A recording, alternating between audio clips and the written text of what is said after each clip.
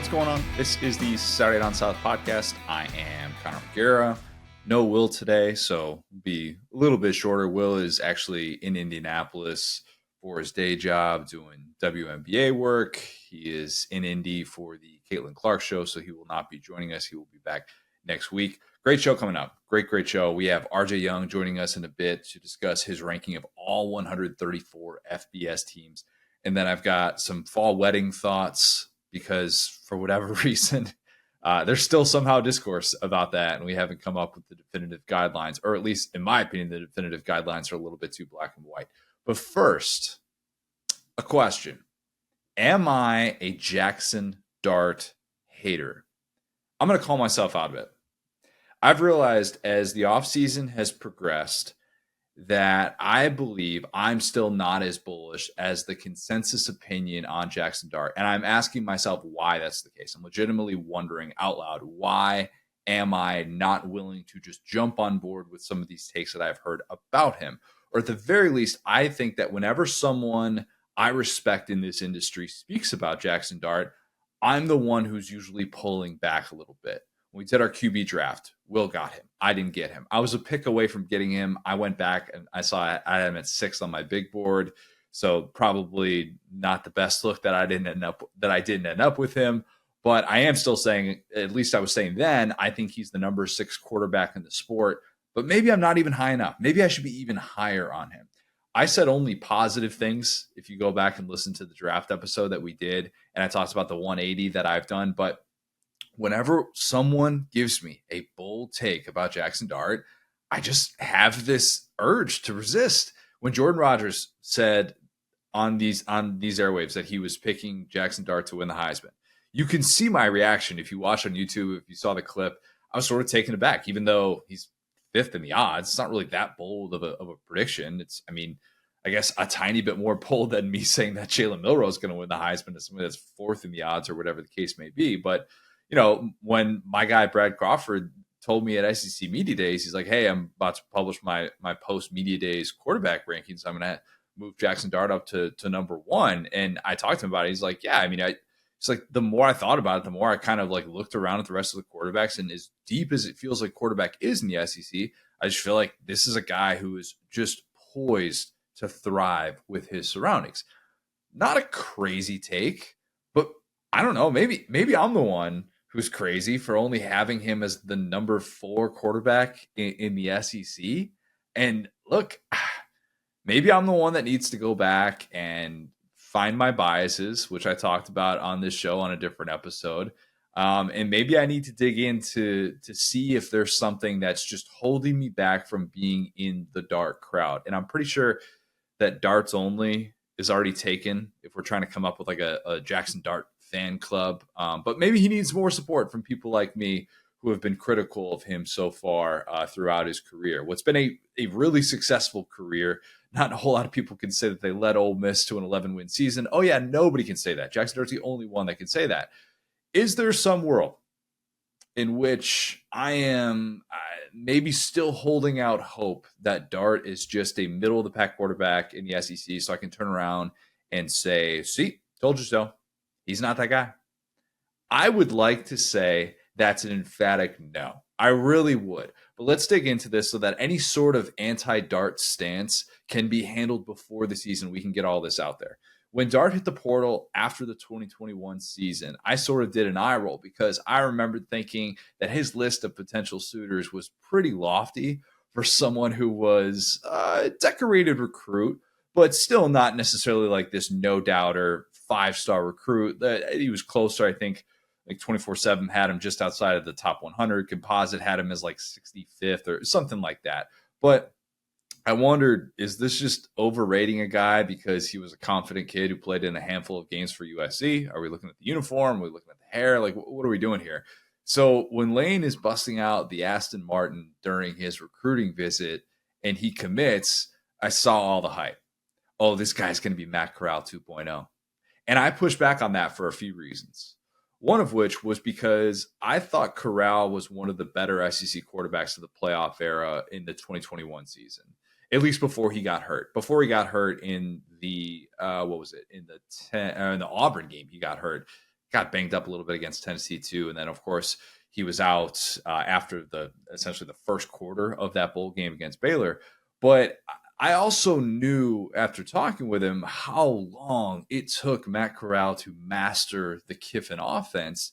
And we in the public often assume that just because you're working with an elite offensive mind, it means that everything is going to be easy for the people that are within that system. And that's not necessarily the case, especially for a quarterback. If you master it, yes, you can reap the benefits of that. But if it were easy to master, it would probably also be easy to stop.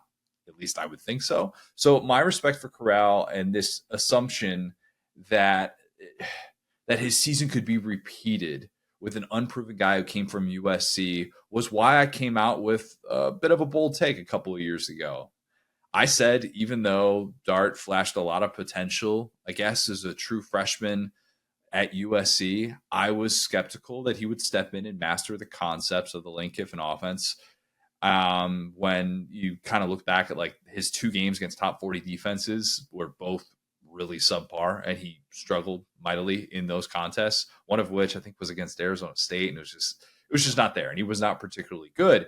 So I predicted that Luke Altmaier, not Jaxson Dart, would win the Ole Miss starting job going into 2022. Was I wrong on that? Absolutely. No doubt about it. In fact, I'm actually pretty bad at predicting Lane's starting quarterbacks. I predicted John Rice Plumlee would beat Matt Corral for that first QB1 spot in 2020. Dead wrong about that. I was wrong 2 years later, saying that Altmaier's experience in the system would allow him to be able to beat out Jaxson Dart, despite the Aston Martin, despite what people were saying about him. And I was just not really on board yet. So was that my resistance with Dart? At least initially, it probably was. If I took some truth serum back then, I'd probably admit there was part of me that wanted to sound smart for the Altmaier prediction, and that if Dart got benched, it would allow me to feel better about my initial prediction. Is that messed up to think that way? Yeah, it kind of is. It kind of is. I'd like to think that I got over that. I would really like to think that. For those who listen to the show, you know that I don't have a dog in the fight, but if I'm going to bang the drum for you, it's because I became really impressed with what you did on the field. And you showed something, me sitting on my butt at home watching in a given fall Saturday, that made me say, whoa, that's super impressive. And I thought in 2022, which was Dart's first season as a starter, the Ole Miss offense was limited. It was limited against elite competition. And I just always felt like there was something missing from the Ole Miss passing offense.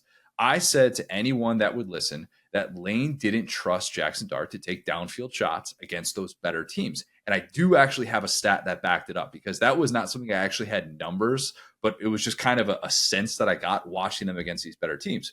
Ole Miss played in 7 games that year against FBS teams who finished with a winning record, and they had just one pass of 40 yards completed from Jaxson Dart.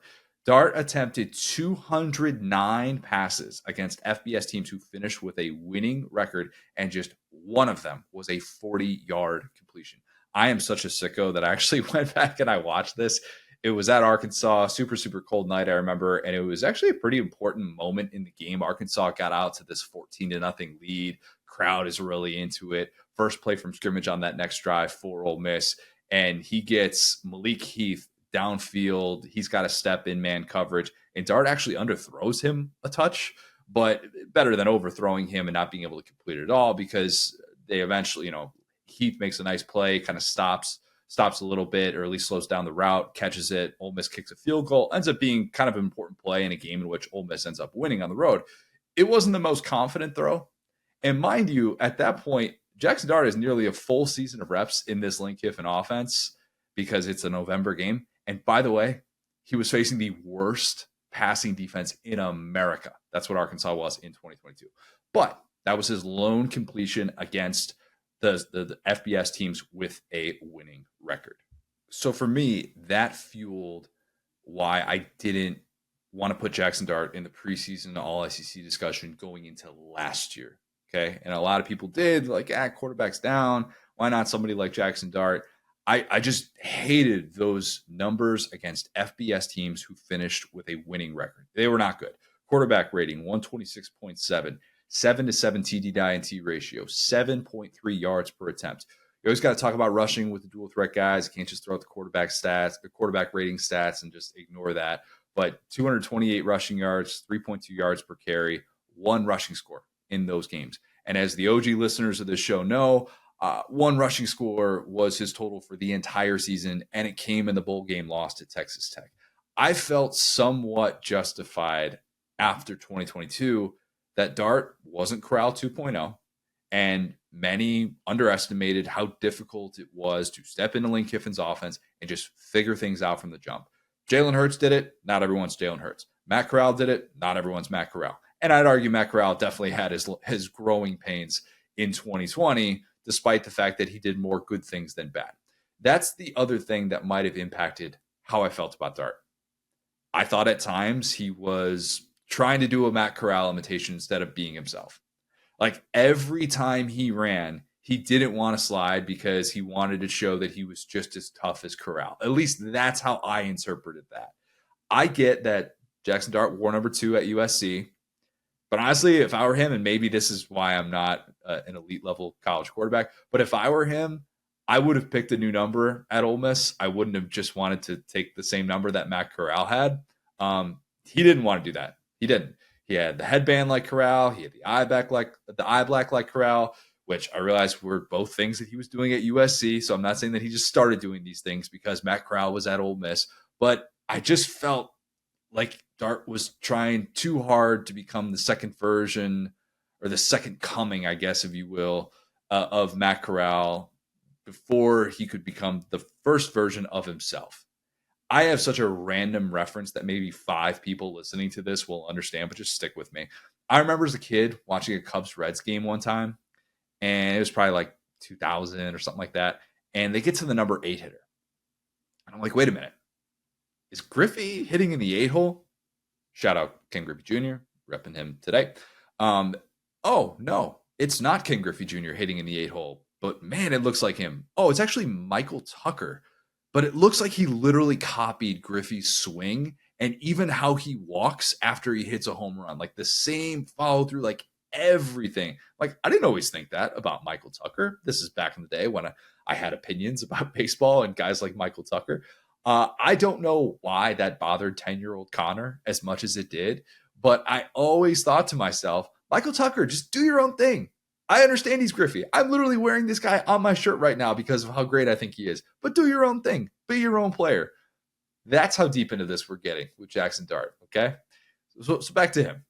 Going into last year, I was in wait-and-see mode, and I felt that it was okay to temper expectations. And then last year, what happened?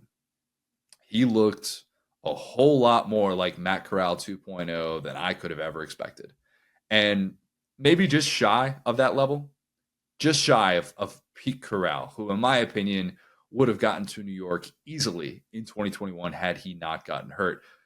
But man, Dart checked so many of those boxes. You saw the confidence that he had stepping into those throws, especially downfield. Remember how I said that in 2022, Dart had 140-yard completion in 209 pass attempts against FBS teams that finished with a winning record? In 2023, he had 8 of those. That was as many as Jaden Daniels, 1 fewer than Michael Penix. Speaking of Penix was the only player in America who had more completions of 20 yards against FBS teams with a winning record than Dart had. Dart had 39 of those. He had 8 total rushing scores, 5 of which came against FBS teams with a winning record, which was as many as Jaden Daniels had and was tied for 4th in the SEC. On top of that, quarterback rating, okay, that is important. Quarterback rating against those teams with a winning record at season's end was 160.8. That was good for 8th in America. He averaged 9.7 yards per attempt in those games, which was good for 4th in America. He was a different guy, period. I mean, he just was. He did everything that I wanted him to do except for maybe like shave the mustache. Mustache was pretty bad. It was a tough look. So is there something holding me back? Is there a reason why I'm not feeding the bold takes for Dart and why I haven't really been someone that has gone to bat for him? I don't think I could love the surroundings more other than if Judkins had decided to stay. But again, I would trust a Lane Kiffin offense to be able to find a way to run the football.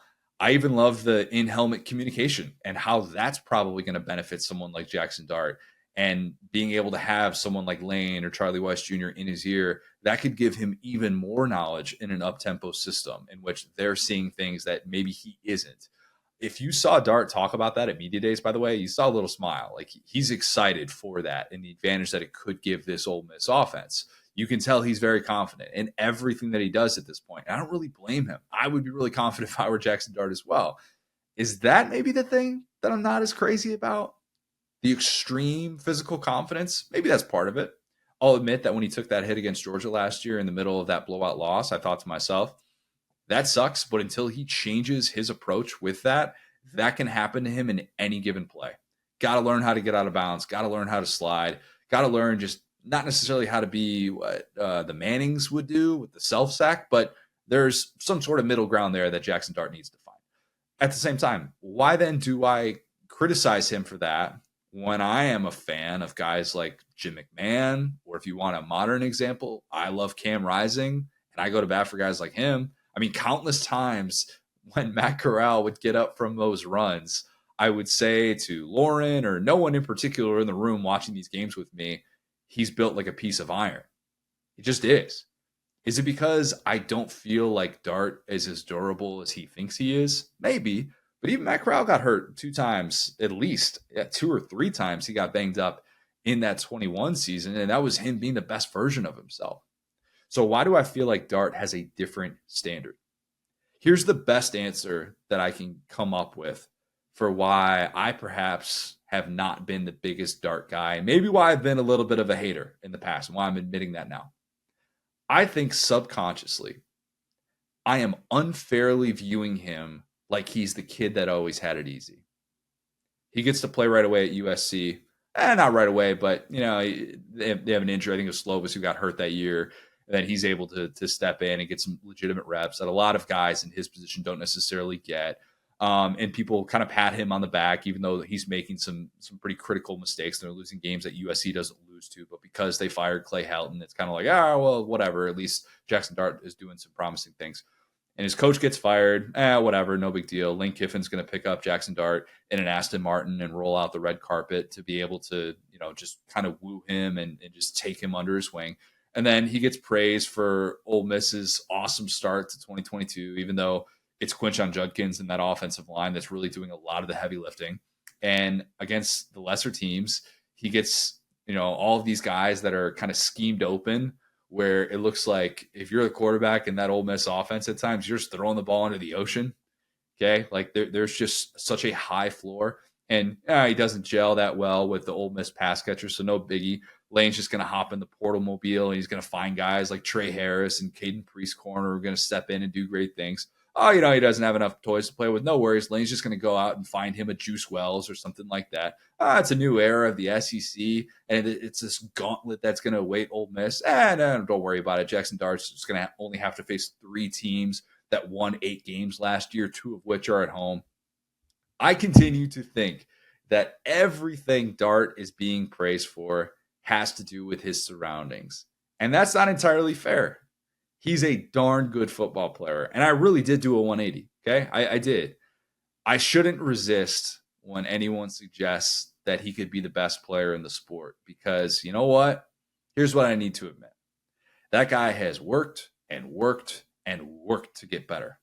Guys have also praised how he is super active when transfer portal guys come on visits, and how, Princely Umanmielen talked about how atypical that was to be able to kind of get that type of treatment from the quarterback when he's playing on the defensive side of the ball, and how involved he was with that.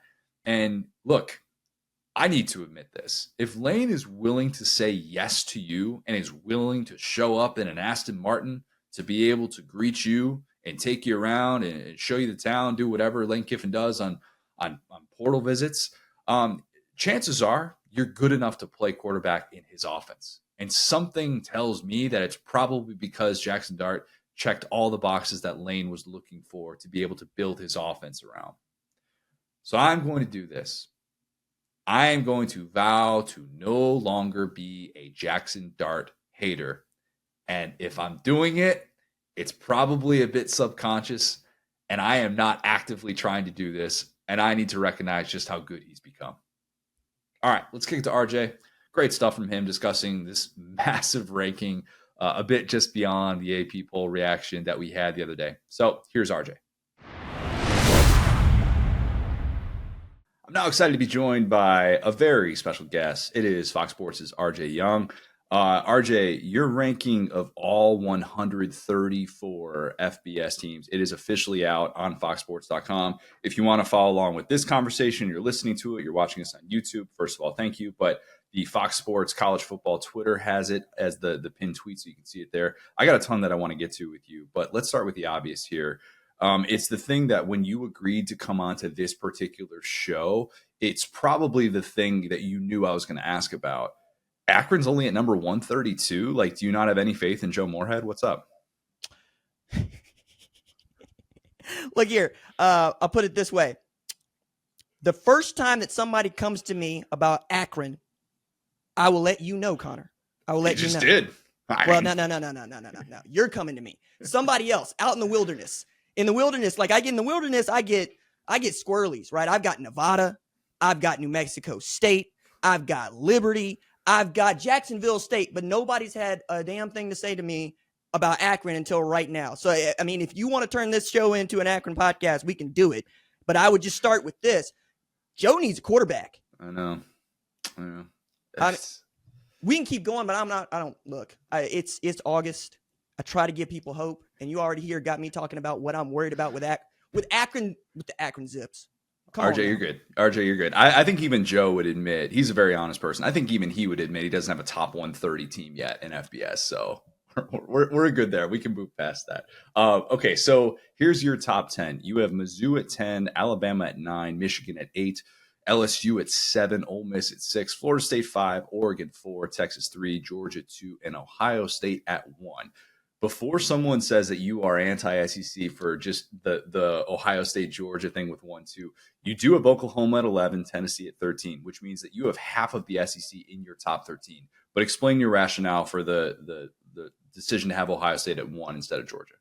So we start this thing because it lives, it breathes, it's fluid, right? I don't believe in predicting a finish with a preseason ranking. That's ridiculous. Amen. So just stupid. I don't know what we're doing with that. So what we start with is, who do I think has the best opportunity to win the national championship in 2024? And then we work down, okay? The reason that I got Ohio State at 1 is they still got one hole to fill on the offensive line, and everybody else I feel good about. I really do. And they've gone all in on this season. It feels like it all has to come together for Ryan Day with a level of urgency I just don't feel anywhere else in the sport, and that includes the SEC. They got to have it. It's not just because they spent all this money on players. It's not just because this roster is ridiculous or you added Chip Kelly to the staff or Carlos Lockman for that matter. It is because you lost to Michigan for 3 years in a row, okay? And frankly, I'm not in an alternate universe. Like, we're in Earth 616, right? Let's take it to 934. Let's do the one where Robert Downey Jr. actually is Doom. I'm going to tell you, dog, Jim Harbaugh plays that game in 2020. We're not talking about this. We're just not, right? But he ate that contract, and he turned Michigan into the standard bearer in the Big Ten, and Ohio State. You just can't have that. You just can't have that. So they're all in on that. And as far as the rest of the league, right, I think you're talking about a two-team league. And that's one of the reasons I think you're going to see so many SEC teams and so many Big Ten teams, not just in my ranking, but all over, right? We all feel very strongly about the quality of football at the top in the Big Ten, the SEC. Where we get to be fun, right, is once we get past those teams that we're more or less predicting right now to be in the conference championships, right? Now, we probably need to touch on this, seeing as it just happened. But when I did these rankings, right, C.J. Baxter had gone down, but I still felt good about the running back room. Now we've got Christian Clark going down, and that might be an air raid offense if they can't pass pro. But, I mean, I'm getting ahead of myself here. From your lips to God's ears, because I've been preaching that as well about Texas. And that is a real thing, especially if they're going to play as many games as, you know, a lot of people, myself included, think that they're capable of this year. Let's talk about LSU at 7. You have some serious faith in Garrett Nussmeier if you're putting the Bayou Bengals that high. I do. I have some serious faith in pass protecting him too. He's got 2 of the best offensive tackles in all of football. Full stop. Like I was doing the list, like where I'm working on another list. Like ranking is the thing that I do at Fox. So I'm working on the top 100. And I'm telling you, Will Campbell and Emory Jones are right there. I just got to figure out where the hell it is that I'm going to put them. Outside of that, you're talking about perhaps Kelvin Banks or Jonah Arizona. There's a couple of other guys that I really like at that position, but he's got both. He's got two of them on either side. And if they're able to run the ball even a little bit, and Kyron Lacy is half as good as Malik Neighbors or Brian Thomas Jr. was, I know that Nuss is going to sling it. You know what I'm saying? Like I have faith in that. And plus, I've known Garrett Nussmeier since he was in high school. He did the show before I got to Fox. And that was the one thing. It's like, no, I want to throw it deep. And then what'd you see against Wisconsin? He threw it deep, and he led them to a win against a credible Big Ten team. I also think that their schedule is one in which we're going to get to see Garrett Nussmeier shine, because if they go and give the what for and the how now to SC, and he puts up Lincoln Riley quarterback numbers, everybody else is going to be on board with me too. I think that's fair. I'm not quite as high in LSU, but I do think that there is a path for them to be just as good as they were last year. Obviously, the defensive side. Put a lid on defense, right? Put a lid on the defense. Put a lid on the defense is something that I think LSU fans said on a weekly basis last year. Maybe the first part of this year to be determined on that. Alabama at 9.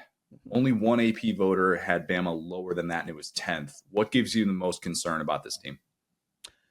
It ain't Nick Saban. You know, like that's in our sport, college football head coaches are the stars because we have so much turnover and change in this era. And while everybody else is clutching their pearls, I love chaos because I get to work in chaos.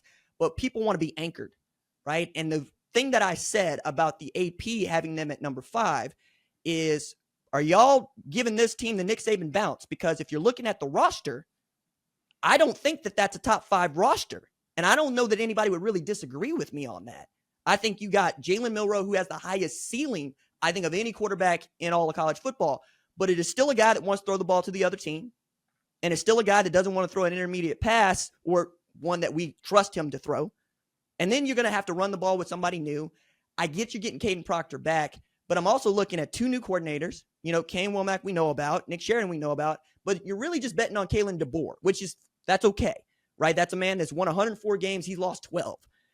But as everybody wants to tell me as an Oklahoma guy, it's the SEC, right? And the SEC is different. So why are we treating Kalen DeBoer like he's coached there before rather than the guy they're going to rename the field after retired? And I want you to act like that happened. That's 9. That's not 5, right? But that's also not out of the top 25. That's not out of the top 15. I don't really think it's that big of an overreaction. It's just going, I don't want to see it. I would like to see it. Go beat Wisconsin to Camp Randall. Take your bye week. Beat Georgia. And then we can talk. Until then, just show me something. I admit my faith in Alabama, having them at 6th in my preseason top 25, is very much baked in faith in Kalen DeBoer and Jalen Milroe, that they're just going to figure it out together. And you're right. I think you could look at the roster. You could find the holes in the defense. Saban himself has talked about the potential issues in the secondary and why he can't even put Bama in the SEC championship going into this season. But yeah, there's clearly some concerns. There will be plenty of people that are a bit in wait and see mode with Alabama.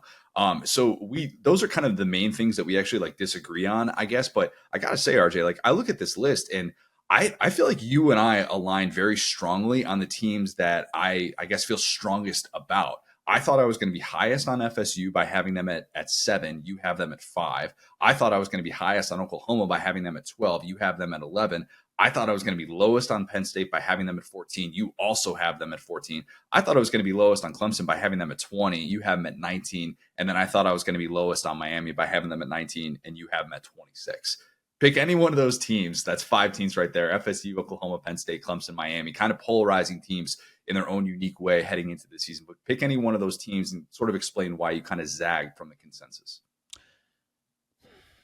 It's easy for me to go to Oklahoma, so I'm going to do that quickly, right? Why is it easy for you to go to Oklahoma, RJ? Hey, look here now. Look here now. For the folks that do not know, I am from the state of Oklahoma, and I went to grad school at the University of Oklahoma, and I went to undergrad at the University of Tulsa. But Oklahoma is the pro team, and that is how I got into this business. I've been covering college football half my life. My first full-time beat writer job was covering that team and getting to know recruiting, and it got to be deeper than it being my team. It got to be a bunch of kiddos that I know. And then from 8th grade, all of a sudden, they're all juniors and seniors in college. And 2017 happens and I'm doing this. But I talk a bunch about the Sooners because that's my squad and I love them so much. That said, it's getting under my skin in a way that I didn't expect it to. Just how people want to talk about Oklahoma having to play in the SEC as opposed to the SEC having to play Oklahoma, as if, I don't know, this is Central Florida or this is UTSA. You know, there's some legacy here, and we got a history of beating up on SEC teams. Now, I know they're 0-3 in the college football playoff, but we beat Tennessee. We beat Auburn in the Sugar Bowl. We beat Nick Saban and Alabama in the Sugar Bowl. Right? We can keep going down the list on this one. So that's one. But it's also more about Brent Venables and what he has done with that staff and what he's done with that roster. He came to Oklahoma thinking he could do it the Clemson way. Turns out Dabo Swinney's the only person that can still do it the Clemson way. Right? So he went to the portal and he came out with some dudes. He took control of the defense. We go for 6 7, 10 wins in the regular season. Okay. That's one. The second thing is, it ain't as if Brent came to Oklahoma to not win. And certainly he ain't come to be 8-4. He ain't come to be 7-5. He came to win, right? Now people are going, he's severe. And I'm going, you don't know severe yet. That's a man that still wakes up in the morning to go run stadium stairs at Memorial Stadium at his age doing his job. I have tremendous faith in the offensive line because of the offensive line coach, Bill Bedenbaugh, who just puts first round picks into the NFL. They're going to be deep at wide receiver, if not great. They're good enough at tailback. And then if Jackson Arnold can develop into the kind of prospect we think he is, you're going to be fine. And then I love that defense, man. I love Billy Bowman. I love Peyton Bowen. I know Ethan Downs, Danny Stutzman. There's a squad there. So that's why I got him at 11. The other one that I think I'm getting a lot of hell for, well, maybe not hell. People just want to know. Florida State at 5. Connor, I got here because I'm equally balanced. I got chips on both shoulders, you know. And I can't think of a reason to be more aggrieved and to be more pissed than if I'm a Florida State football player. Because you lied to me. You told me that if I won every game I played in a power conference, I'm playing in the college football playoff. And you took that from me. You took that from me because you didn't like the look of the roster, not what we did on a football field. And then Mike Norvell, who had to tell his kids that, goes into the portal, says, you know what? Let me go get enough of these dudes so we can leave no doubt. I'm going to turn DJ Uiagalelei into a player. That, by the way, goodness me, if that dude can be the guy we thought he was going to be, they're in high cotton over there.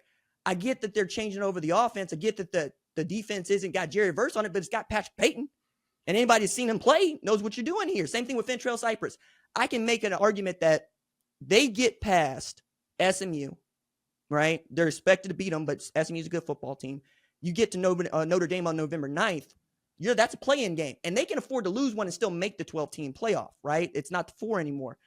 I like them at 5. I think they're the best team in the ACC. We know that that's an automatic qualifying spot, which means they'll probably be one of the highest-ranked teams as a group, Power 4 champion.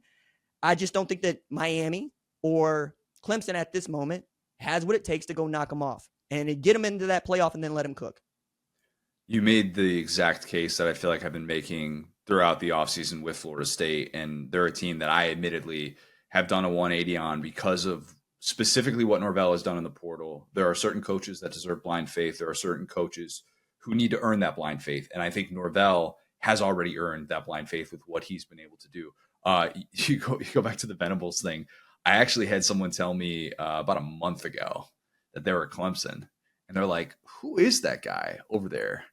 And they're like, oh my God, that's Brent Venables running stadiums back at Clemson. Like, that's just the way that he's wired. And he is, I think, very unique in how long he waited for this opportunity. And there are people in the SEC who looked at that initial contract extension and rightfully kind of had an eyebrow raised to it, being like, wait a minute, you haven't lived up to the I guess the first 20 years of the 21st century Oklahoma standard, whatever you want to call that, whatever you think that is, he hasn't necessarily earned that just yet. But where are you at with him overall as a guy that could take that next step? Maybe that's a guy that we're not talking about enough as being someone that can put it all together, because the range of outcomes that I see with him feels like it's all over the place. A couple things. The first is when Lincoln Riley said he was going to USC, the first tweet I sent was Oklahoma head coach Brent Venables. Okay.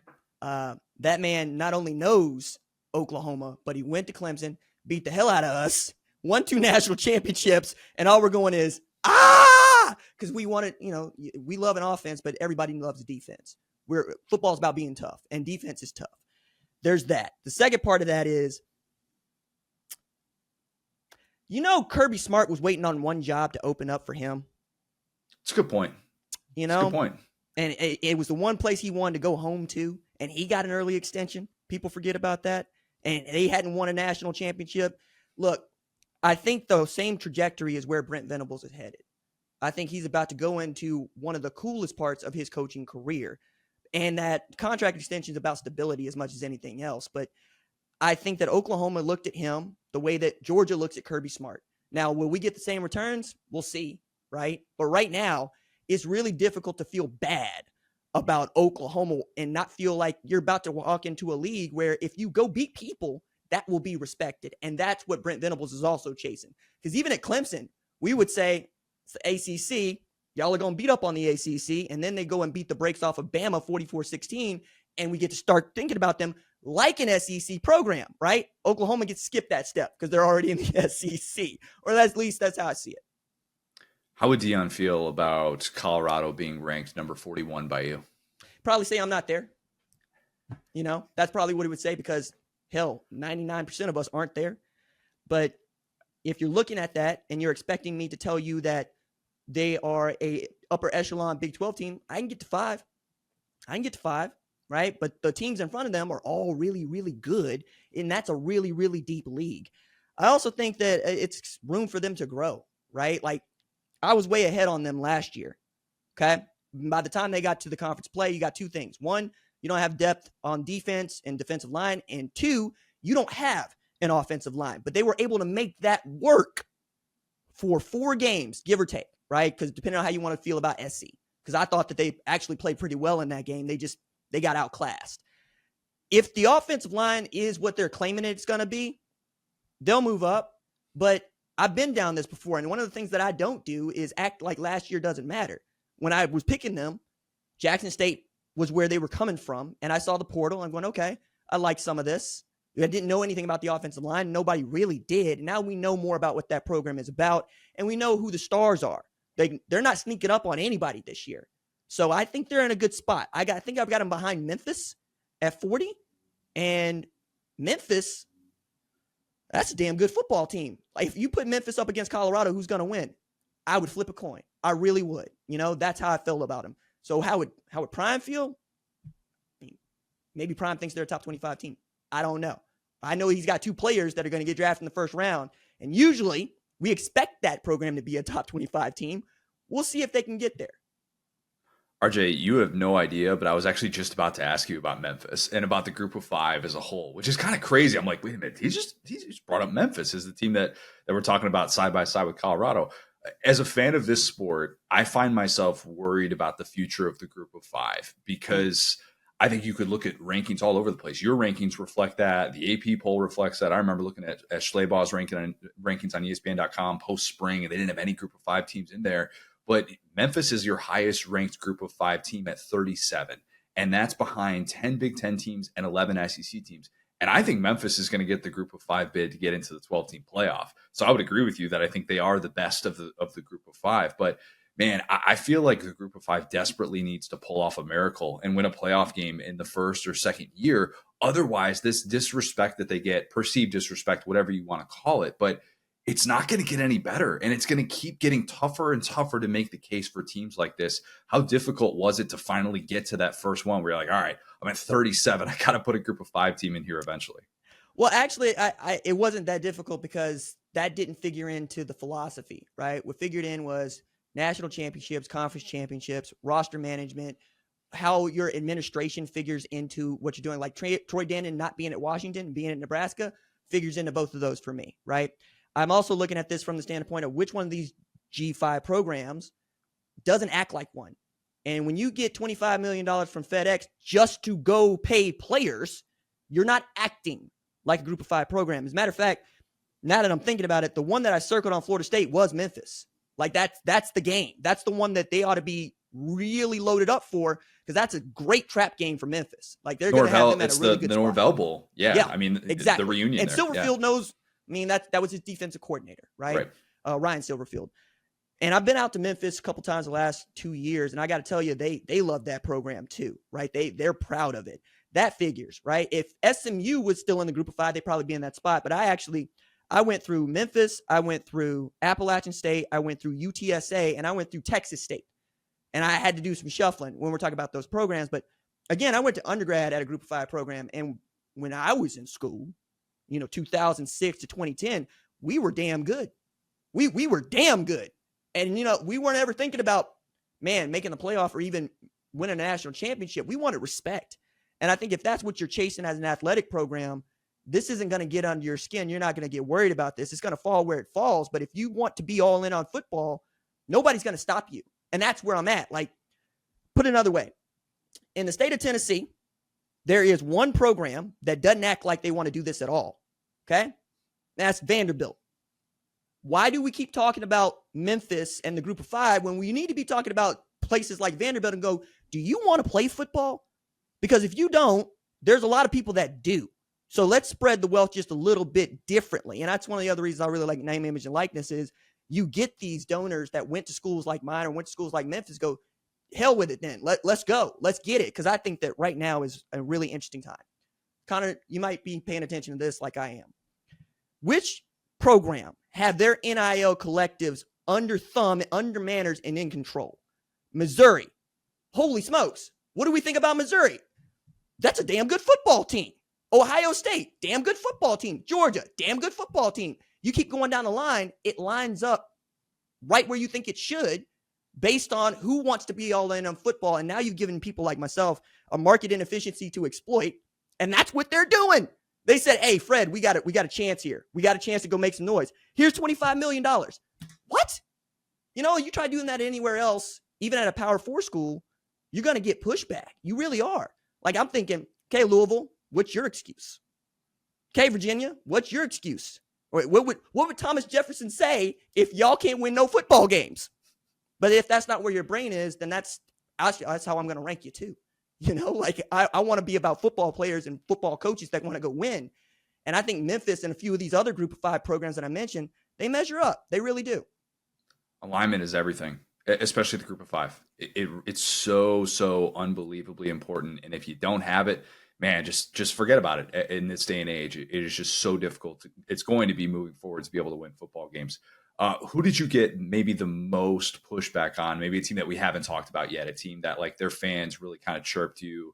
They saw the rankings. I don't know if you read, you got like 350 comments or something like that on the initial tweet. So I'm sure there were plenty that were living in your mentions. Maybe somebody like sent you a note saying like, RJ, what are we doing here, man? Let's make sure that we get right, and let's make sure that you're noticing us. Well, one, I'm going to respond to a few of these. So please send me what you think. But I say this to anybody, and I've gone back to my radio days in Tulsa where I was doing 9 to 11. The show was called Fight Me, right? Because I'm background's in rhetoric, right? My background's in debate and dialogue, but it is build an argument. This ain't your daddy's Facebook page, okay? I don't want to hear why my team is better than this. Tell me why. Give me the why. Or when you tell me somebody's going to go 11-2, tell me who the losses are. You're going to go 9-4 or 9-4. Tell me which bowl game they lost in, or what 4 losses they got. So when I look at this, I'm always curious about who builds an argument and who doesn't. But who I've heard the loudest from is actually Washington fans. Mm. And they are like, a few of them are despondent. And I'm going, yeah, I kind of would be too, because it's not every day that, I say not every day. That's becoming the norm, I think.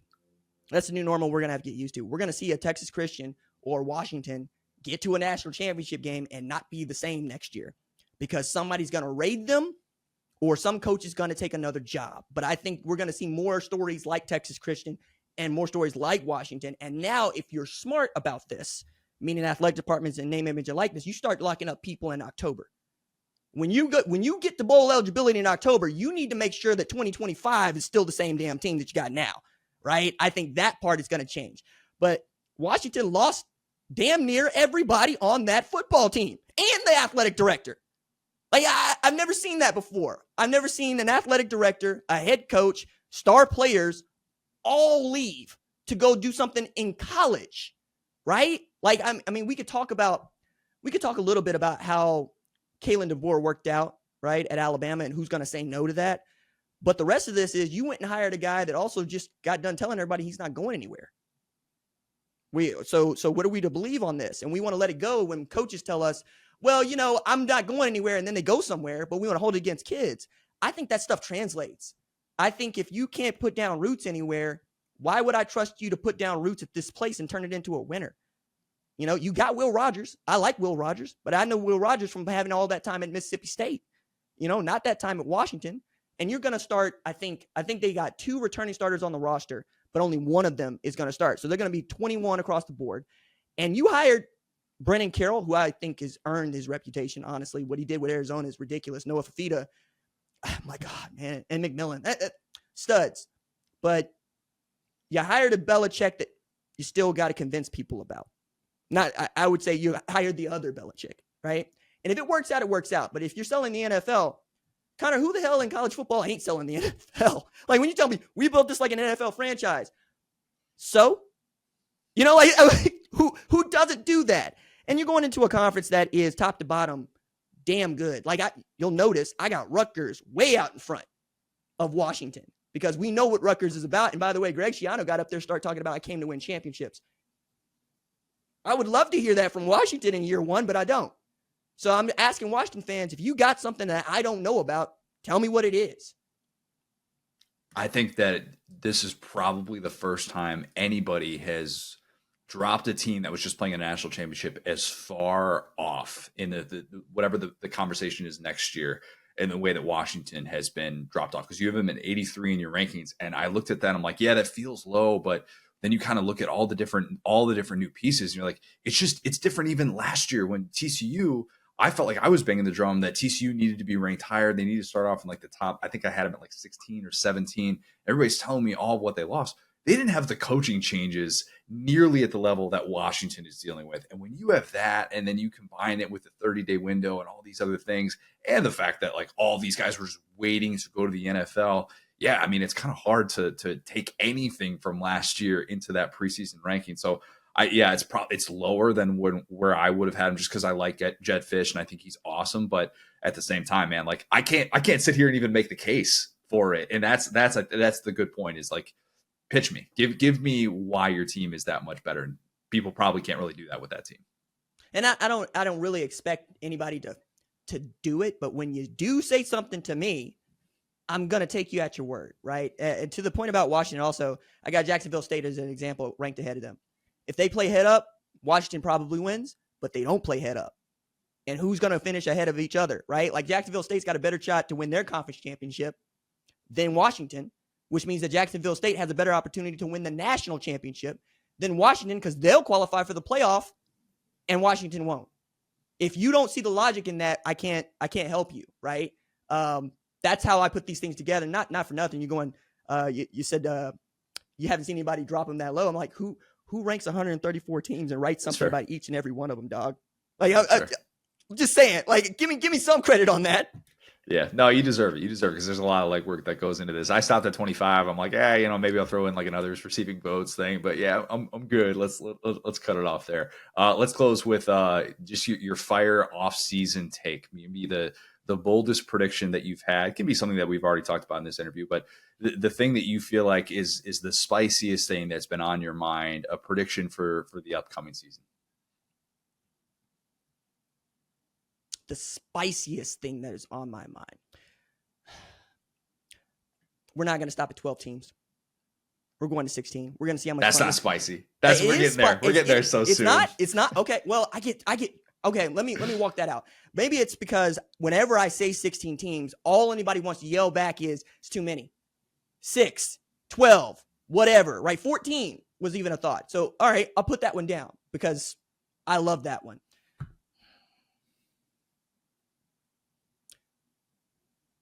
Ryan Day wins a national championship. I don't think that's spicy not either. On third base. Like, is it? I mean, is that spicy? Oh, okay. Here's one. Texas is going to make the playoff, knowing that their running back room is still not what their running back room was going to be going in the season, and Michigan will not. Right? How about that? I mean, talking about national championships, I'm thinking about this, and again, hope want to talk. I really want to lean into saying something positive about people, but all the things going on around Michigan, the turnover at that program, I want to see if it's just something they got. Because every time I think that it should affect them, whatever's going on off the field, the kids just don't care. But I don't think this is the year that they make the playoff, given everything that's going on around them and the roster, right? Would you expect a defending national champion who ran the table, who hadn't lost at home since 2020, to not make a 12-team playoff playing in the Big Ten with the background of a Michigan? I don't think so, right? But that's what I'm doing here because I really can't make that work. Because you put Ohio State, Oregon in there, and then who's your third team? That's the question. Who's your third team in the Big Ten? Iowa. That's my fire take, probably. Now that I think about it. What do you know about the offense? Like that's it just can't be worse, man. It just can't be worse. And I saw the scrimmage numbers. I dry heaved a little bit. I told myself, Connor, you're going to look like the biggest idiot in the world. But the team last year won 10 games with an offense that just was so historically bad. Bottom 2 in the country. It just has to be better. I was curious about this because I wrote about them that I have them as a top 25 team, right? You know this. And I'm going, just put an offense out there that doesn't embarrass your fans. That's it. Because Phil Parker and that defense, they're going to make it happen. Like that's been one of the coolest coaching stories of the last 3 years for me. And when that dude won the Broyles Award, I get to vote on the Broyles Award. And that's really cool to me, right? Because there's only about, I want to say 24 of us.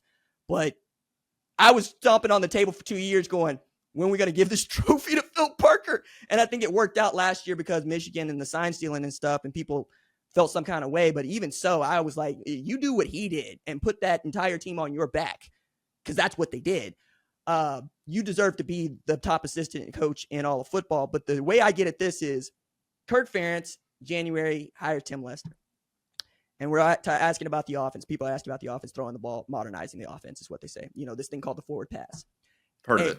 You're right. And Kirk says, I know a little bit about coaching football. I won a bunch of games, and he's right. When we're talking about guys that are going to get you 8-9 wins every year, he's there. That's him.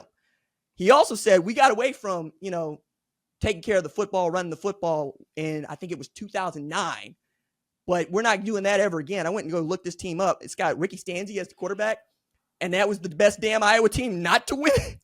Tony Moyaki was on that team. And I'm going, okay, Kurt, that's just who you are, dog. Okay. If you're going to be that way full time, then I'm just going to let it go, because you're bringing up a guy that I think he threw something like 12 picks, and I'm sure that drove Kurt crazy, but they were really good and they were really fun. And I don't think he wants to live that way. I think he wants to punt the ball and say, I would rather punt the ball away than risk it throwing the biscuit. We could be here talking about that all day. I swear. It's one of my funny and favorite stories is just how Iowa remains Iowa despite all this other change. Ricky Stanzi, America, love it or leave it. He famously said, who could ever forget it? All-time quote in a postgame on Fox's airwaves. I believe that was perfect way to be able to tie. Chris Myers on the podium with him. Yeah, who could forget it? Classic Orange Bowl moment. RJ, this has been a lot of fun, man. Like I said before, foxsports.com. Check out all of RJ's rankings with explanations as well for these teams. He makes the case, or just getting his mentions. Tweet at him. Do whatever you can to maybe be able to make your case why your team is underrated. We'll do this again soon, man. Really appreciate it. Thanks, Connor. Appreciate you having me. All right, let's close with something that has gone re-viral. And it's a subject that we talk about frequently, periodically, I think, at least on this show. We talked about it a little over a month ago when we did our non-negotiables for the 2024 season. And number one on that list was no fall weddings. But there are exceptions to the rule. And we don't have to be so black and white with this, because even as someone that is outlining how much that is just a bummer to be able to not have that fall Saturday that obviously all of us listening to this want to be able to have, and going to a wedding is not exactly what would be our first choice. We have to make some sort of exceptions to this. And this doesn't have to be the most black and white thing in the world, or if you just say, oh, I won't do it. I absolutely can't go to any of these things whatsoever. And it's worth ruining friendships, doing all that stuff. Let's find some nuance. Okay. And it doesn't make you a casual if you find nuance to this. And I realize that there are certain days that are different than other days. Ben Stevens, my guy, a tweet that went very, very viral about that slate October 12th. Everybody's talking about it. I mean, pull it up right now if you haven't. We've got Ohio State, Oregon. We've got Texas and Oklahoma in the Red River rivalry. We've got Ole Miss and LSU, Penn State and USC in the game that everybody's going to be talking about, the Ryan Bamford Bowl. Of course, Mizzou at UMass. Look, I'm not sitting here telling you that if you get a wedding invite for your college friend for October 12th, that you need to be there with bells on and you need to be there in full support of this. Yeah, if it's a situation like that, send them a nice gift. They don't care as much as you think they care that you're not there. I can promise you that. Send them a nice gift. Enjoy your fall Saturday. Do what you can. But here's why I bring this up. And I'm sure plenty of people are in this spot as well. And yeah, you might feel like you want to have that black and white approach to this, but I'm telling you, you don't. I have a buddy that is very likely going to be married next year. My buddy Anthony Glorioso, one of my best friends, one of my 3 best friends in this world. And I'm not missing that wedding. Okay? I'm not missing that wedding. I'll tell my bosses, I'm not missing it. I haven't missed a wedding, or I haven't missed like fall Saturdays outside of maybe 2. I think in the 10 years this will be doing this job. So in my 11th year, I guess maybe there's a chance I will miss my first real fall Saturday, because the only other 2 fall weddings that I have had to go to, like without a doubt, my buddy Bronson, I've told this before, and my good friend Emily, they both got married during Cupcake Week. I can guarantee you that was 0.00000% of their thought of when to be able to get married. My buddy Bronson, big time Iowa fan. Yeah, he wasn't really considering that. That wasn't part of it. You don't have to ruin friendships over this. If you're going to be in that wedding, in that fall wedding, I'm telling you right now, you got to be there. You got to be there. And I know that sucks, and you might disagree with that. But if someone is saying to you, we want you to stand in our wedding, you need to be there. But as I said with the non-negotiables, be there with a plan. In today's day and age, you don't have to be as stranded as you think you are. And I understand certain weddings are middle of nowhere. Maybe reception isn't great. YouTube TV. I mean, how many apps are there? Like Spectrum, if you got cable, whatever. You watch this stuff on your phone. You could be able to watch it during the entire time. Let's say you got a 4:00 wedding, right? You don't have to necessarily walk out until 3:45 or something like that. And even if you're in this wedding and you're doing the thing where you're getting ready, maybe you're having a drink to kind of calm the nerves, whatever the case may be, you can have your phone out.